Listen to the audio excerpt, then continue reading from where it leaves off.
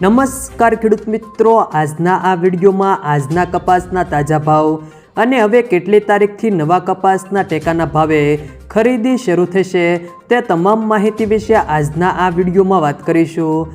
વિડીયોમાં આગળ વધતા પહેલાં જો તમે અમારી ચેનલમાં નવા છો તો ચેનલને સબસ્ક્રાઈબ જરૂર કરજો, જેથી અમારા આવનારા તમામ વિડીયોની માહિતી તમારા સુધી મળતી રહે।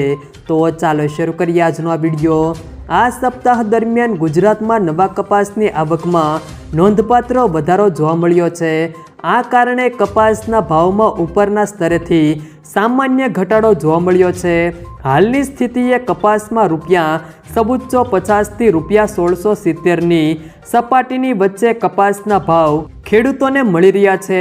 રૂંગાસડીના ભાવમાં પણ ઉપરના સ્તરેથી ઘટાડો નોંધાયો છે।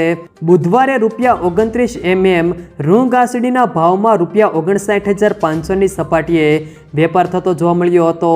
હવે કેટલી તારીખથી ટેકાના ભાવે કપાસની ખરીદી શરૂ થશે તેને લઈને વાત કરીએ તો કેન્દ્ર સરકાર 1 ઓક્ટોબરથી ટેકાના ભાવે કપાસની ખરીદી શરૂ કરી દેશે।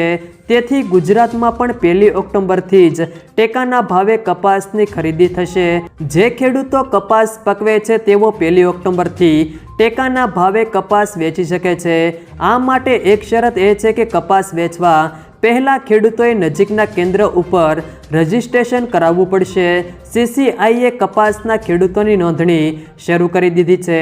ત્યારબાદ આજના કપાસના ભાવની વાત કરીએ તો વિસનગર 900 થી 1541, ઉનાવા 1031 થી 1590, ધારી 1260 થી 1432, સાવરકુંડલા 1300 થી 1570, પાટડી 1250 થી 1401, ખાંભા 1301 થી 1449, જામજોધપુર 1300 થી 1586, ધાંગધ્રા 1210 થી 1526, જોટાણા 1511 થી 1511, રાજકોટ 1310 થી 1630, વાંકાનેર 1200 થી 1504, અંજાર 1441 થી 1510, જામનગર 760 થી 1565।